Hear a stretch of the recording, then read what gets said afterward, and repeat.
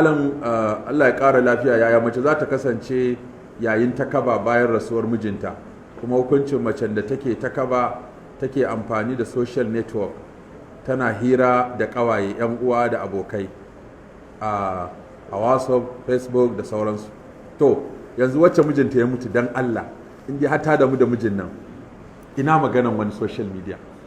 Ke da kike takaba, abokin zamanki, abokin sirrinki, abokin rayuwarki, masoyinki ya mutu, amma ki kasa jimamin wata 4 da kwana 10?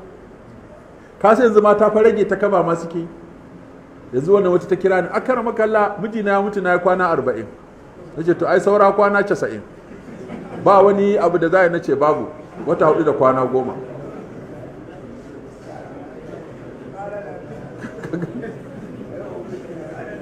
Wai yayi yawa, kwana 120 ne ko da 30, kwana 130 yayi yawa. Ba za a iya maka takaba ai haƙuri, ai ta tasbihi, ai ta tahmidi, ai ta kabbara, ai ta jimamin ka, oh Allah sarki, Allahu akbar, Allah sarki, a ce kai an ka ga mace irin wannan kai kaka aure ta kai ma. Matar da mijinta zai mutu ta kasa masa jimamin wata 4 da kwana 10, wallahi kaka aure ta. Da wanda ba mata arziki ba ce, ai wata ma fa sai an yi ta haɗa ta da magiya kafin ta yi aure. Tana jimamin ka wata 4 da kwana 10 ma ya wuce, tana shauƙin mijinta da ya mutu. A kowace Muawiya ya tura mata ya ce yana son zai aure ta, ba ta ce ba zan yi aure ba. Ta ce saboda mai? ta ce saboda har yanzu tunanin mijina nake, kuma kan aure ka in zo kuma kaga ina tunanin mijina, so bai fita daga raina ba har yanzu. Malam wannan ka same ta sai ka aure ta, saboda tana da riƙe miji. Amma matar da dama watakila ma da ita aka kashe ka, ko ta yi farin ciki da mutuwarka, ko ka mutu wata 4 da kwana 10 ma ya gagare ta jira, tana ta sauri. Malam ina da aiki, ina da jarabawa, kuma muna da kaza, kuma ga mijina ya mutu, yanzu ya za in ce wata 4 da kwana 10 ba wani sauki? na ce babu. To zan iya fita? Ki fita ki je ina? Fita sai ta larura. Kaga yanzu to ka mutu ana social media, ana ta hira, ana cashe, wataƙila ma wani ya ce yana son ta amsa masa. In fa an cire Allah mun shiga uku. Kawai aure zai koma kamar wani business ne, kamar wata haɗuwa ce ta kasuwanci wa sai wanda ya ci riba a ƙarshe. Da haka ki yi haƙuri hajiya, ki fuskanci Allah, ki fuskanci lahira, ki fuskanci mijinki. In ba wani application ne na Qur'ani ko na wa'azi da zai ƙara miki tsoron Allah, ya ƙara miki makiwa mijinki addu'a. Wata mata a Gombe a wannan azumin sai da ne mata addu'a babu iyaka a wajen tafsiri.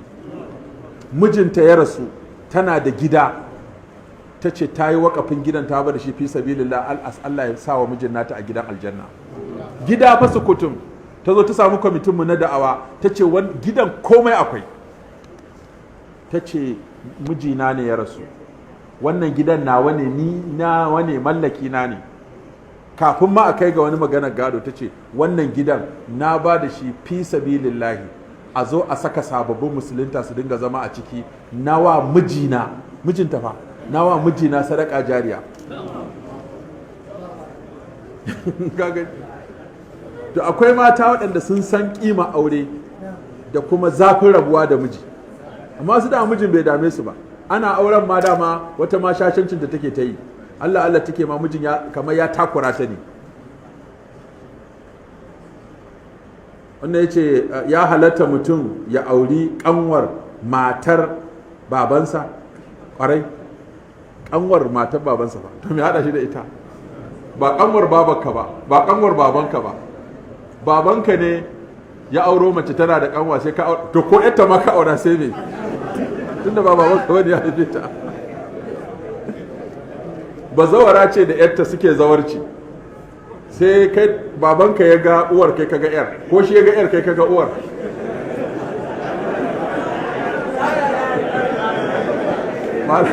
Malamai suka ce ba matsala. Sai ce kai yaya mai ake ciki? Ya ce baba wacce za ka ɗauka? Ya ce abinda za a yi yanzu, kai ka ɗauki uwar, me ɗauki aka ce a haba ba, haba ba, kai za ka ɗauki uwar, ni ɗauki yar. Ya ce baka gane ba, idan ka ɗauki uwar duk sanda na zo gidanka sai na faɗi na yi gaisuwa.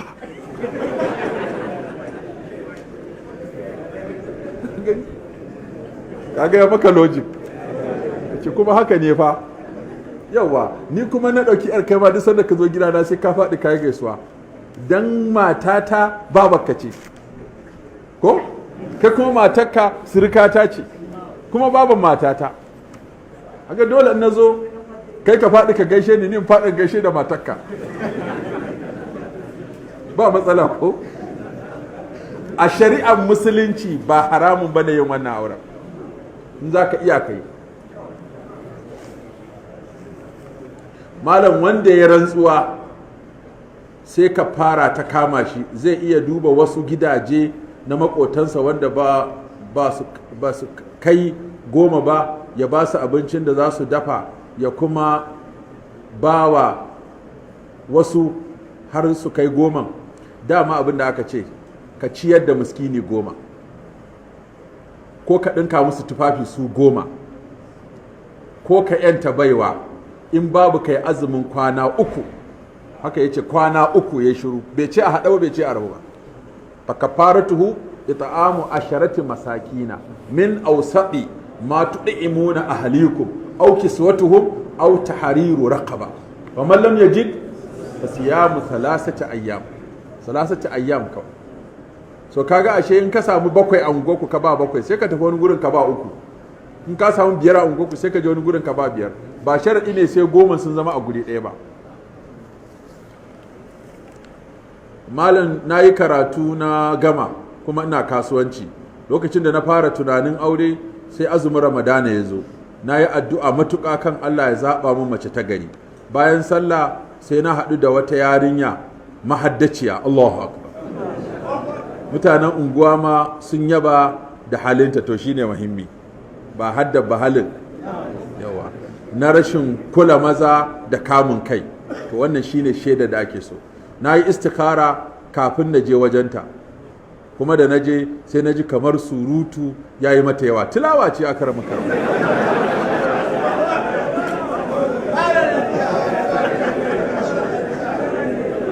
Ku matsala ku kenan. In mace ba ta da magana ku ce ba ta da magana, in ta yi magana da yawa ku ce sai surutu da yawa. Aka rama kalatin da an mata shaida 2 kuma ka ce ta haddace Qur'ani, sannan ka ce mutanen unguwa sun mata shaida da kamun kai da rashin kula maza. Surutun ai aboki ya zama ce sai a juya shi ya koma tilawa. Matsalar da ya kakka bari tilawar ta zube.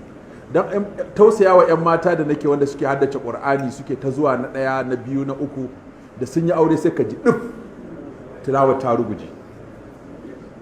Za a zo a yi taro a ce 'yan mata 40 sun haddace Qur'ani sun yi tilawa, amma da sun yi aure shi kenan bayan wata guda wata 3 shekara 1 da an zagaya mafi yawan sai kaga tilawar ta zube. To ka samu mace mai tilawa, ai kawai shi kenan kai baka da tilawa sai ku yi gasar tilawa. In ana yawan tilawan, abin da yasa kuma kaga tana da surutu da yawa saboda ba ta samu abokin surutun ba, ya tare da yawa ne. Tunda ba ta kula kowa, ta same ka yanzu, kuma yawan in ka ga mace tana maka yawan surutu san ka take yi. Saboda tana ta san, kuma a yawan surutun zaka tsinci ma menene inda ta dosa da inda ta sa gaba.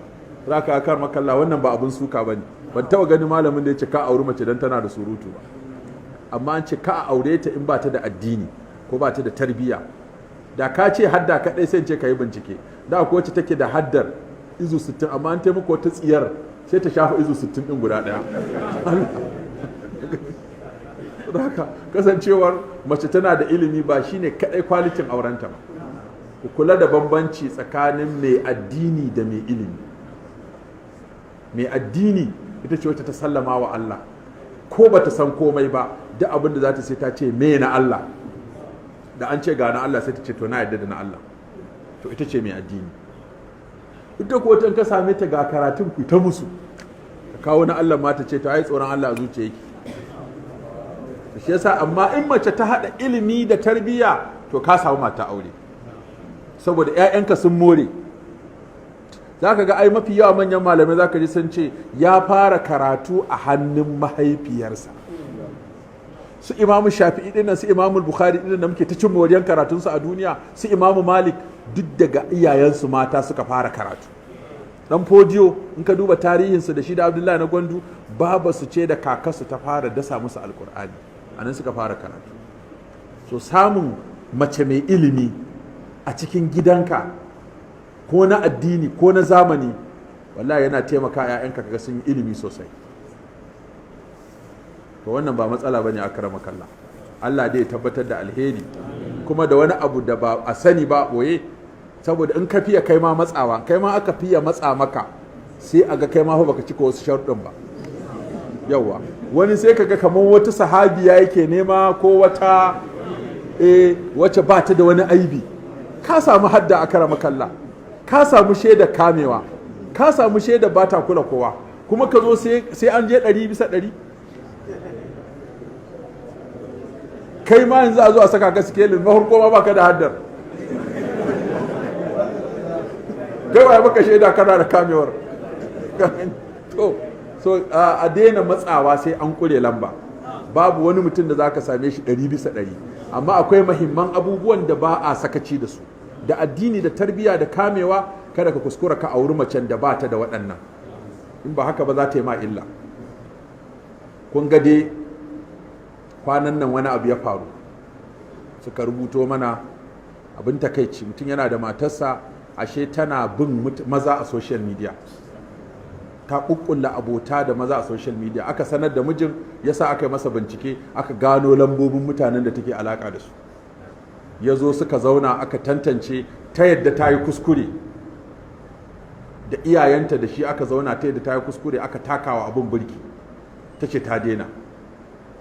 Bayan wata 3 sai wani yake ba shawara, yake cewa abin da za ka yi don ka tabbatar mata ta daina abin nan, ka yi ƙoƙari kai mata sallama, ka sai wani layi daban kai mata sallama a social media. Aiko yana mata sallama sai ta amsa, sai aka fara soyayya. Bata san da mijinta ba, ta dinga sukan mijin nan na mutumin banza ne, wallahi ni da za ka aure ni ba da na kashe auren. Ko bata san mijinta ba ne, kuma ko mijin musifar da take masa da ta gan shi, ko mace ta gani alamar mace ta dinga masa bala'i, tana bala'in kishin ta ga wani, ko mace ta zo gidan ta dinga bala'in kishi, amma ita kuma gashi can gurin tana tsayar da kishi. Shi sa wasu kaga zafin kishi nan nasu ya yawa, ba sa son wani ya zo kusa da mijinsu. To su kuma ai kishi shine ke ki hana wani ya zo kusa da ke, shine kishi. Suka ci gaba da tattaunawa, ta ce tana son hotonsa, ya nemi hoton wani ya tura mata, ita ma ta tura man nasa. Ta dinga yin hotuna masu kyau, ta dinga caɓa kwalliya tana tura masa. Ya ce to yanzu ni na yadda ɗin in kika kashe aurenki zan aure ki, amma ina son ki ba hankali, ni na miki alkawari duk abin da mijin nan naki kike so kansa akai, ni ba za ki same ni da waɗannan ba. Ta kai ta chatin, ta godiya ta samu. Sai haka sai ta zo ta ce ba ta lokaci, sai ta zo ta fara jujjuya mijin baya, ni ban yadda ba, ni ka sake ni kawai, ni kaza kaza, ni kaza kaza. Sai ce yanzu ke ina da mace, ke kadai ce matata in sake ki, in ma zan sake ki sai na yi aure. Sai ta gaya wa wancan, ba ta san mijin ba ne, ta gaya masa mijina ya ce ba zai sake ni ba sai ya aure. Ce kawai ki ba shi dama ya aura. Ta ce ta yadda ya aure. Ya santa da bala'in kishi, amma ta ce ta yadda. Ita ta ba shi lokaci, ya je samu zan kaɗai ɗaya. Aka zo aka fara magana, kullum tana sanar da shi, bata san mijin nata take sanarwa ta can ba, tana sanar da shi cewa an kai kaza, yana tura mata kuma kuɗi, tana karɓar kuɗi, tana hotuna, tana yin abubuwa, tana tura masa. Abu ya ta tafiya har aka kai ga ya ɗaura aure. Sai ya yi mamaki, matar da take da bala'in kishi kuma za a aure tana ta murna, saboda wani ya ruɗe ta cewa da kuɗi, bata san mijinta ba ne. Aka yi aure wata 1, wata 2, wata 3, bata ga ya sake ta ba. ta zo ta matsa ta yi yaji ta tafi gidansu, ya tura aka ta bada uta ce ta sam sai an rabu da ita. Ai bi a hankali, wata ran sai ka ba a hankali. Sai ta matsa sai ce to in tana so ya sake ta sai an zo da wakilinta da wakilinsa da 'yan uwanta da 'yan uwansa, don kada a ce ya sake ta ne saboda ya yi aure, ta faɗa a gabansu cewa so take a sake ta. Aka zo ga danginsa ga danginta, ta ce ita so take a sake ta, ita ba za ta yi wannan auren ba. Ce to ki gaya musu saboda na yi aure ne. Ta ce sam ni ma na yi farin ciki wajen auren, har taimaka maka ma na yi wajen siyo kayayyakin amaryar ma da ni aka siyo, so ba magana aure ba ne, don su ji su gama kaf. Sai ce to yau zan tabbatar muki da wani abu, in tabbatar wa da danginki da 'yan uwanki wani abu. Abin da yasa duk kike ta kewayen in sake ki din nan, akwai wanda kuka haɗu da shi ya miki alkawari zai aure ki. Ni sharu za ka yi ce a'a ki bari manan ƙarasa. Kun yi magana kaza, kun yi magana kaza, kun yi magana kaza, kun yi magana kaza, kun ce kaza, har kun yi kaza, har ya tura. Sai kawai ta zuƙo da kai ta fashe da kuka. Ya ce wa iyayen da to shi kenan, dama so nake ku sani ga takardarta, Allah ya yi hanya. Ta yi ta magiya, ta yi ta ihu, ta yi ta birgima. Ca, ki tafi kawai. Tunda Allah ya sa biki tuba ba, ki tafi kawai ki je ki duniya ki. Duniya ta ishe ki bagaruwar jima. Wanda ya ce fatan an yi sallah lafiya, malam a sa mahaifiyata a cikin addu'a. Allah ya mata rasuwa cikin azumi. Ya Allah muna roƙonsa bi asma'ihil husna wa sifatihil ula. Allah ya ji kan wannan mahaifiya taka, Allah ya mata rahama.